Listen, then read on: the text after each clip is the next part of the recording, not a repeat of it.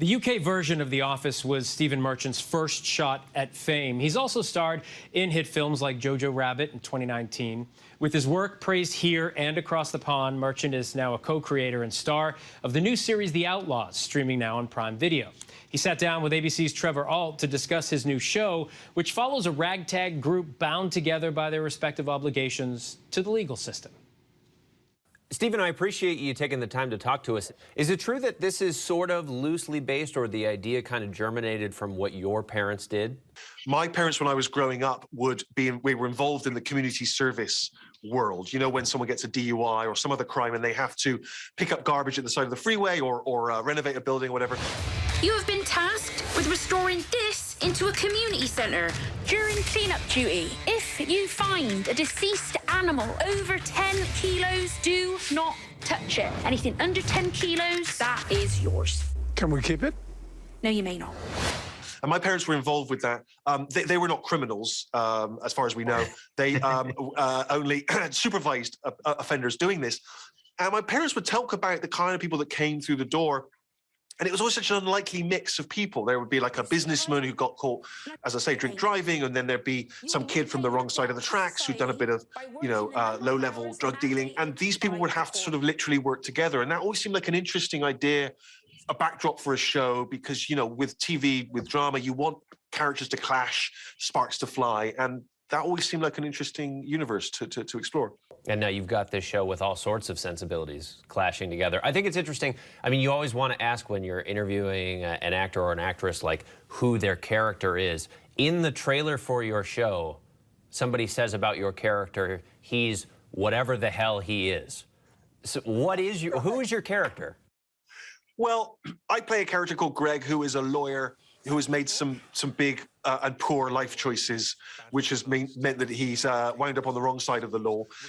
He's loosely based on a couple of people I've known over the years, you know, including a lawyer who you would think that a lawyer is not a job you just drift into, right? But the guy I know just sort of somehow one day woke up at middle age and thought, how did I become a lawyer? I'm not even very good at this job.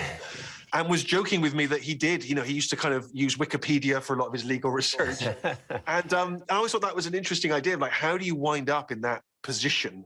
And so much of the show is about how if any one of us made the wrong choice, or we just made a mistake here, or a bit of bad luck here, we could end up in a whole different pathway in our lives. And that hopefully, ultimately, the show is optimistic. It's about looking at people and saying, actually, instead of judging them, maybe I should try and understand them a little more, because I do think that, you know, any one of us could wind up, you know, in the situation these characters are, if we just, you know, if life dealt us a different hand.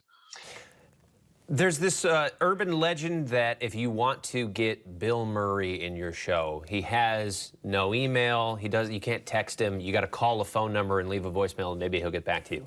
Christopher Walken isn't quite as difficult to reach, but it sounds like for you it was still kind of difficult. Were you able to track him down?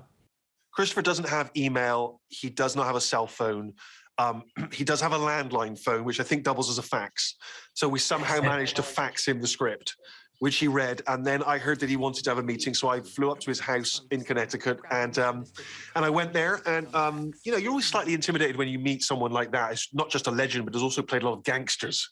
You're always slightly intimidated. But the first thing he said to me, and I apologize because I cannot do a Walken impression, first thing he said was, would you like some omelette? And I thought that put me at my ease, and so I ate omelette with Chris, and then we spoke for about 3 hours about the character, about the show, about the tone of it.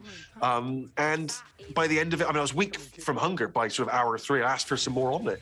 And we ate omelette together, and we talked, and we hit it off. And he agreed to do the show. But yeah, there is a moment where you sort of wake up one day and you're back in your hometown shooting this show that's born out of your parents' experience, and you're there with the Oscar-winning star of The Deer Hunter, and you just think, how did this happen? I mean, if there's one thing over here in the United States that British shows have a reputation for, or stereotypically are known for, it's that they don't overstay their welcome. You're already renewed for season 2. Does this thing maybe have some legs to go for a long run, you think, or is it play it by ear? Well, we actually started shooting and we were only going to do one season. And then lockdown hit. And then while we were, in lockdown, I wrote a whole second season. So when we came back, we could do 2 seasons back to back to sort of make up for lost time. And that was great because it allowed us to plant seeds in that first season that we could pay off in the second. And I think initially we were thinking that might be it, but we've started chewing the fat on a season 3, and we found that some really fun ideas and other places to take it.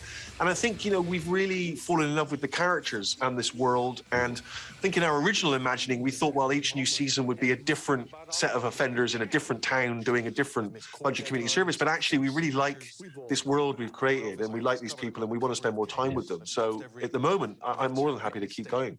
Stephen, it's great to get you over the internet, but this was an interview I especially would have loved to do in person because I'm also quite tall. I'm curious, so I think we would have had some real synergy in the framing of our interview. I'm curious, as someone on the other side of it, do you have any secret strategies that you'll utilize to try to minimize the height difference? I'll go like real wide stance. Well, firstly, how tall are you? I'm not as tall as you. I'm 6'4". See, I remember when I was 6'4". That's a great height. That's a great height for a man. I would have happily stopped at 6'4". I think you've hit on something there. It's a terrific height. 6'7" is me. That's a little too tall. That's starting to get silly. The problem I find is I did a show called Extras, and I was in a scene with Robert De Niro. And when we cut to a 2-shot, it looks like it's a bad CGI job because I look so freakishly large in this tiny chair that I'm in. And Robert looks normal size. And to this day, people think it's a conspiracy that we were never in the same room. And it's like, I was in a scene with Robert De Niro. I swear to God, I was there. That's hilarious. So it's a problem. I've had that with co-anchors where it was you do one show and it's like, nope, can't do that anymore. It's not going to work. Doesn't look real. Stephen, I really appreciate your time, and I know we can't wait to watch the show over here. Thanks for talking with us. Appreciate it, man.